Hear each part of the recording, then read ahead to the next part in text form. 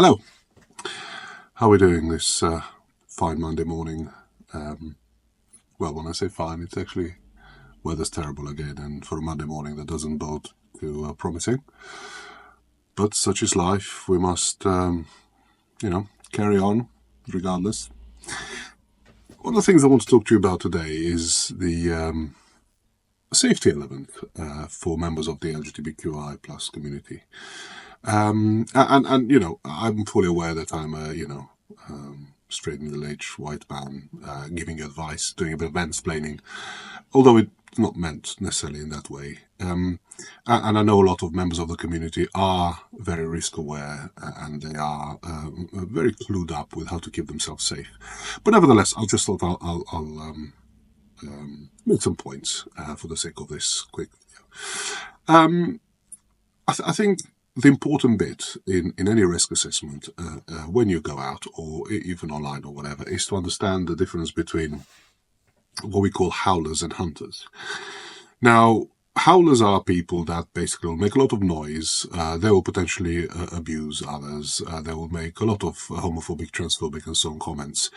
But they're unlikely to escalate into violence and to actually endanger your personal integrity or corporal integrity. So by no means we are condoning this behavior, by the way, and clearly needs to be called out for what it is, which is bullying and it's harassment and is transphobic and homophobic behavior. But the element of a howler is that somebody that shouts a lot, makes a lot of noise, is particularly hurtful with words, but will not necessarily evolve into somebody that will be potentially dangerous in terms of physicality.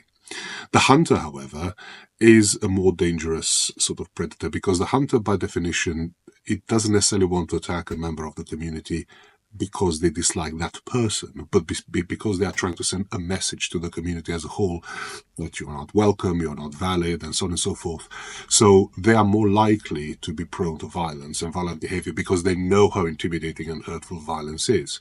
And the message isn't necessarily to say, oh, you, Adam, George, Maria, whatever, are a terrible person and I dislike and I'm going to hurt you.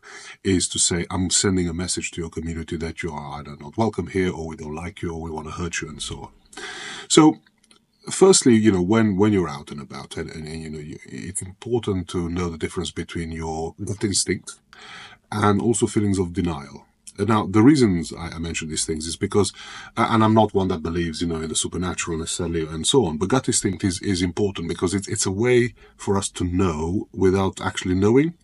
So in that respect, it's really important to not deny the gut instinct. If something feels unsafe, if something feels off to you, or if you just don't feel comfortable in a certain situation, it's not necessarily advisable to hang about to be proven right.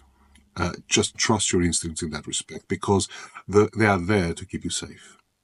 So if you're out and about, then, and you have this kind of gut instinct that something isn't quite right, then again, it's a question of trying to make an assessment whether we're dealing with howling or we're dealing with hunting.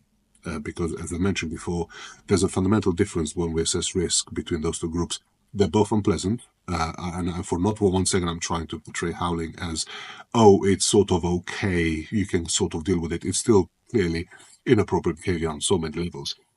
But the difference is that it might not actually endanger your physical well-being. So howlers are unlikely to beat you up, if you like. Whereas hunters, that's the reason that is to actually go out and inflict physical damage. So it's important to understand those things. And basically, there are certain rules. There are two researchers. One is called Rebecca, and the other one is called Larkin, I think. And they made some research at the beginning of the 20th century, 21st century, sorry, where they came up with a certain rules or certain suggestions rather than rules for members of the LGBTQI plus community, when they're out and about to make sure they keep themselves safe and they actually can identify risk, if you like. Now, some of these are obvious, and I'm going to mention some to you. Not all, but some are obvious. even if they're obvious, sometimes you don't think of them. Imagine them like, when you're on a plane and the stewardess or the steward says, or the air hostess or they say, "Oh, please pay attention to the safety rules, even if you've flown many times before, because there might be a useful emergency." And you go, "Oh, well, I'm not going to pay attention because I know them by heart." But then I just wonder whether there was an emergency, would you actually be aware of them? Maybe, maybe not. So yeah, some of these things I'm going to say next maybe are obvious, but are still worth bearing in mind because, again, they've been identified as being crucial in a situation where actually it's not just howling, it's not just you're not just being harassed, but you have reasons to believe that your personal safety might be in danger. Now, basically, one of the most important things, as I've said before, is trust your feelings. Trust your gut instinct. If something is off, unsafe, unsure, just doesn't feel right, don't deny yourself those things just for the sake of, oh, I'm imagining things or I'm over worried. It's better to, chastise yourself when you're safely at home for being scaredy cat or too anxious or whatever than basically deny those feelings and put yourself in any real danger out there. Secondly, it's okay to rebuff unwanted and unpleasant behavior. I speak to clients, LGBTQIA plus clients, who are in clubs, and because they're trans, for example, somehow people feel that it's okay to touch them. It's okay to go and invade their personal space. It's okay to, let's see what they have under their pants or under their skirts or in their pants or whatever, because some people are essentially so fascinated about that point. So the idea here is that, yes, it's okay to just rebuff them and just say, you're not being a nasty person, you're not being aggressive, just, tell them to move away, if you like. And at the same time, this comes with this idea of assertiveness. We have this idea in our society where if I'm assertive, I'm necessarily a bastard or somebody who's nasty or unpleasant or whatever. Being assertive means none of those things. You're not angry, you're not aggressive. You're assertive, as in you are putting your point across in a meaningful, forceful, but ultimately polite way. No. It's hard to do, but if you get it right, it's very powerful. Because bullies don't expect to hear the no. Another thing to say is are you comfortable when you're going out how to ask for help? Are you comfortable that you know who to ask for help and how to ask for it? How do you approach a situation, or how do you describe a situation? And this is another important bit. Do we know who to ask? Do we know that we have a choice on who to ask for help? That we can maybe ask, don't have to ask the bouncer that's already made a transphobic comment towards me, but maybe there are other ways in which I can keep myself safe. So this idea about, do I know how to ask for help, who to ask for help, and also that I have a choice about help. When you go out, are you comfortable? You're aware of those things, and are you in a place where you feel that you can do those things? Another thing to say is, often, and this is quite understandable, when people are in distress because they've been abused, assaulted, or whatever, they're not necessarily always able to describe what's happened to them in a coherent way. And why is this important, you ask? Well, because being assaulted for who you are, essentially somebody being homophobic, transphobic, and so on, and transferring that into a physical assault, it's a hate crime, simple. But by the current legislation, it's not considered a hate crime. It's just considered an assault, unless there is evidence and collaborative evidence that there was a hateful, transphobic, or homophobic, or whatever comment being made at the time. So if you are unfortunately in a position where you have to report these things and you have to describe what's happened to you, make sure that you are able to describe things. And I appreciate it's difficult because you're in shock and stuff has happened, but think about how you might describe things like this, and it's not pleasant. Of course it isn't, but it might make the difference between something being written down as an assault or a hate crime. And that's crucial, I think, because we need to move away from the fact that, it's just somebody got a slap, as in somebody got a slap because they're a trans person, for example, which is clearly a hate crime. So that's an important point to make. Now, the other thing which people don't really kind of think about is that it's okay to yell, it's okay to scream, it's okay to run away. And sometimes if you really are faced with a hunter who's really in the process of trying to do any harm to you, it's okay to slap them. It's okay to basically defend yourself. Now, I'm not suggesting here that you are all of a sudden picking up your semi-automatic rifle and you shoot everybody in the room that's trying to that's not let's not try to escalate the violence. I'm not suggesting for one second here that I'm not inciting violence or suggesting you go out and become violent. My point is, remember that it's okay to defend yourself if that is the circumstance you find yourself in. Or in the absence of that, to run, to scream, to try and get away from your attacker as quickly as possible. And the reason why you think, well, this is sort of obvious, why would I think that? Is because it's so ingrained in us sometimes that we need to be, nice human beings, we need to be social, we need to be considerate, we need to be this and the other. That sometimes it doesn't occur to us that actually I don't have to take this. I can not fight back, but at least defend myself. It's okay to go through this. The other thing to say as well is if